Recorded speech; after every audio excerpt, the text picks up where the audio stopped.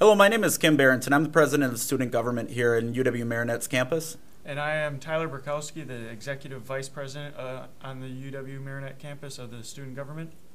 We are here tonight to talk about Governor Walker's proposed budget repair bill that he announced on February 11th, 2011, and most notably some concerns that we have as it ties directly to us as students. While it may not be directly noted how Governor Walker's budget repair bill will affect us as students, there are some direct implications of things to come. Most notably, we feel as this budget repair bill is a direct attack on union workers and state workers across the state. The current plan of increase of state workers' pension is from 0.2% that they currently pay to 5.8%.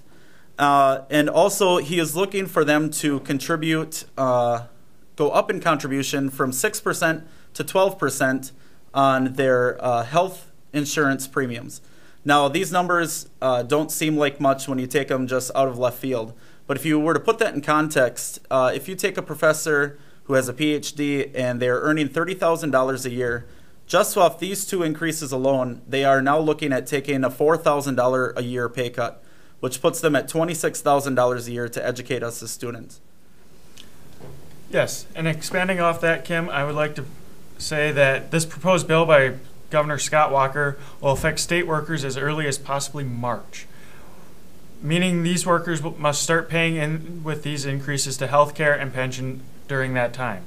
However, what is going unnoticed throughout all this is the fact that these state workers are still going to have to take furlough days between the time of the enactment of this bill and the end of the budget process, which is in June. Also, another thing I would like to say, professors and faculty have already been taking substantial pay cuts the last 3 years by having to take salary freezes.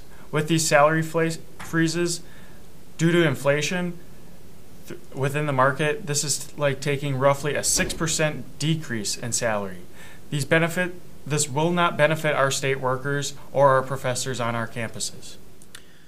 Another thing I wanted to touch on tonight is the fact that professors have put in a lot of time, energy, and their own money into pursuing their degrees and pursuing the American goal, the American dream of something they want to do. The questions that we are facing is with these workers, which include our professors, our janitorial staff, and many other union workers across the state. But in particular, our professors, with these pay cuts that are implicated, how long can we afford to continue to cut their pay and ask them to stay around and give us the education that we have become accustomed to in this state without them upping and leaving and heading to another state? The best way to put people back in jobs under Governor Walker's Wisconsin is open for business slogan that he's kind of mandated over the past couple of months is through a highly educated workforce.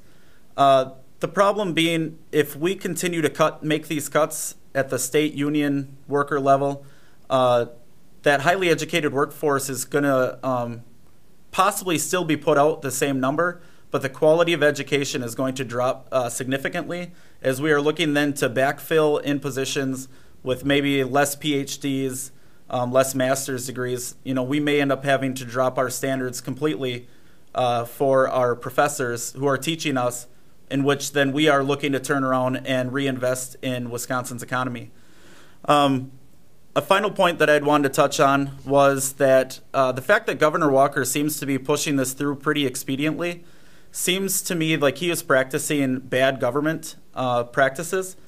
Through an open democracy, the strongest government follows public input and it listens to public input. The fact that Governor Walker right now is neglecting this public input and refusing or just not hearing what the state of Wisconsin has to say tells me he is not interested in following the better practices of government, and he is actually leading bad practices of government approach to our state.